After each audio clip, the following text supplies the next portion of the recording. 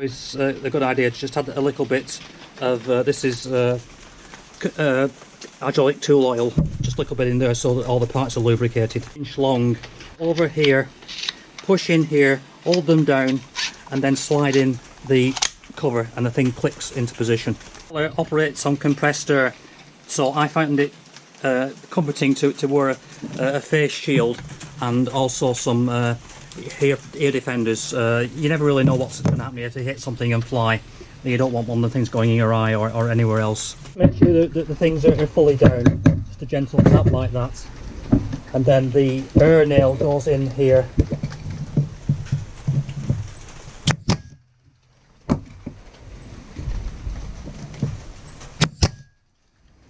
So you've now got a staple holding that piece in there. The advantage of doing it this way is that if you want to take them apart, if you use a hammer, this thing will drift off here quite easily.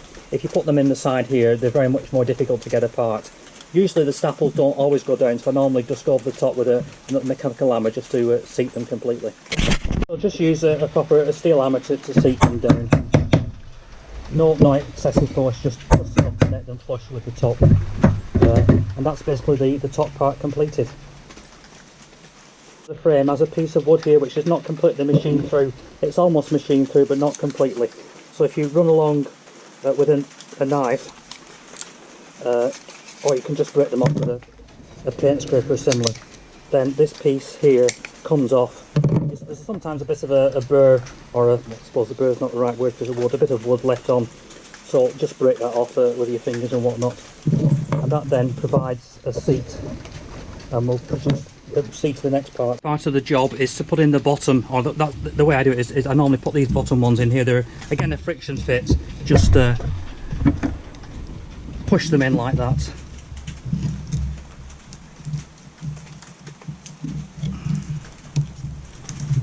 And that then is the skeleton of the frame complete. Although we've now got to add the wax. The wax that we put in, it has 3 loops of wire here. That goes down to the top of the frame. It's upside down at the moment. Normally I'd take out or release one side, and then the wax will slide down there relatively simply. If you keep the thing level, it goes in usually quite easily, but these things have a habit of being awkward. The loops, I bend the loops at 90 degrees. The idea behind that will be apparent later. Then once it's in, then this top piece here comes along, covers that part there, and provides a catch for that. And that's just need to try and make sure these things are seated on the side.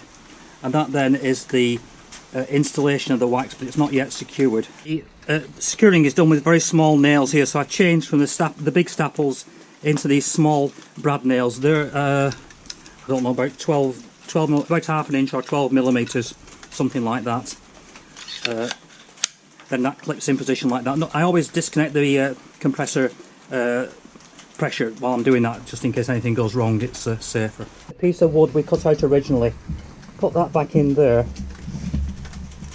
and then where the loops of wire are, then we add one of those brad nails.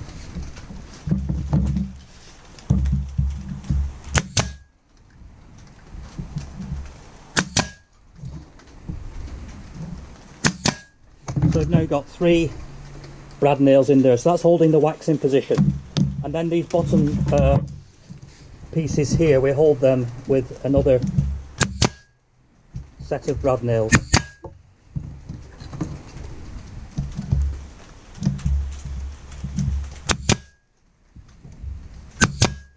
When I do this, I always turn the wood away from where my fingers, so that if anything goes wrong, the nails are going somewhere else, not anywhere near my fingers, because these things will do serious damage if something goes wrong. So I'm always very respectful of the tools. When I'm making these, I normally do one particular action at once. So I've filled all these with wax, and then shortly I'll go through and put the staples in, and then put the brad nails in, so that you get good at doing one particular job rather than sort of going through all the manufacturing process on one frame. I just do one set of manufacturing, then the next set, then the next set, so that I'm working on something that flows quite freely and quickly. So this is how we use the frames. This is a nucleus of bees that we got yesterday, which we didn't have the frames in. Open the entrance at the front, and then we're going to replace. Oh, actually, might as well leave those two frames in.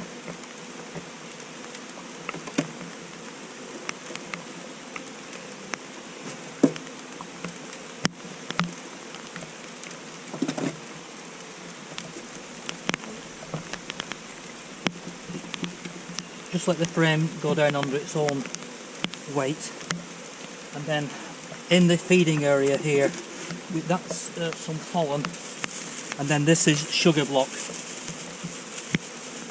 So since it's a swarm, and particularly it's July now, middle of July, so we need to try and build this up for the winter, because winter's certainly coming, and we need to have as much brood and healthy bees as we can get between now and when it becomes too cold for the queen to lay. So we're just adding the sugar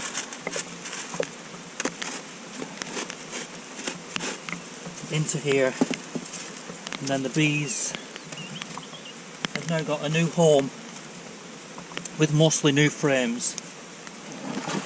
Then we'll just hold them down with a bit of weight like that, and that's the job done. We're going to now install a nucleus of bees. There are a number of ways of doing this. We tend to use the most direct method.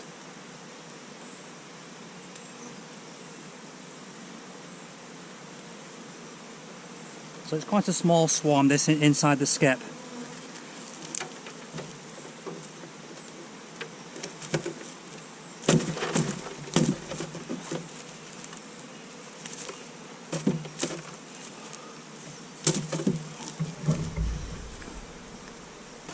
Let the frames just gently sink under their own weight, otherwise you tendency to crush the ladies and Her Majesty potentially as well.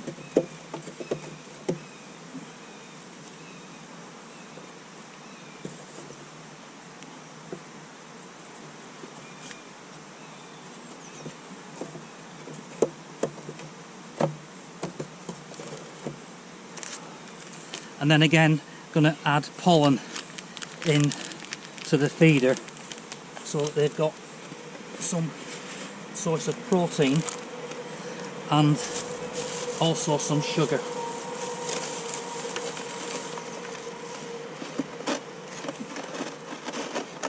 We find that the solid block, sugar block, is more convenient than using the liquid feeds. Just put that on there for the time being. Put that on there, that on top, and then open the exit so that the bees can come and fly and orientate themselves. And we'll leave that, there's one or two stuck inside, so we'll just leave that there. And that is basically all that's required.